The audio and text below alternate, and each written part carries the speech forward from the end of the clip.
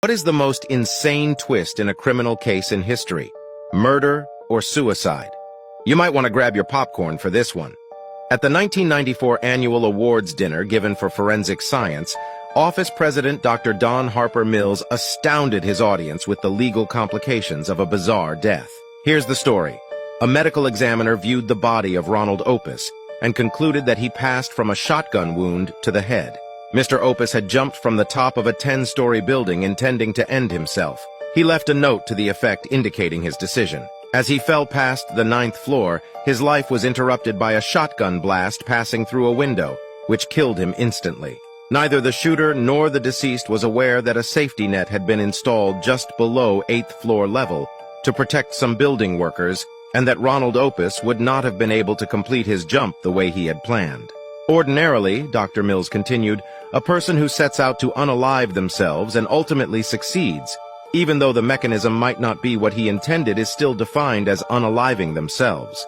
Because Mr. Opus was shot on the way to certain death, but probably wouldn't have been successful because of the safety net, caused the medical examiner to feel that he had a homicide on his hands.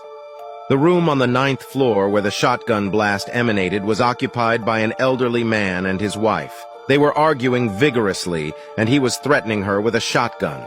The man was so upset that when he pulled the trigger, he completely missed his wife, and the pellet went through the window, striking Mr. Opus.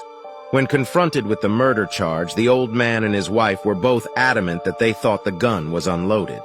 The old man said it was a long-standing habit to threaten his wife with it unloaded. He had no intention to murder her, therefore the killing of Mr. Opus would be an accident. That is, if the gun had been accidentally loaded. The continuing investigation turned up a witness who saw the old couple's son loading the shotgun about 6 weeks prior to the fatal accident. It transpired the old lady had cut off her son's financial support, and the son, knowing his father's tendencies to use the gun, had loaded it with the expectation that his father would unalive his mother. Since the loader of the gun was aware of this, he was now guilty of the shot even though he didn't actually pull the trigger.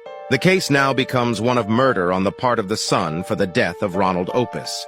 Now comes the exquisite twist. Further investigation revealed that the son was, in fact, Ronald Opus.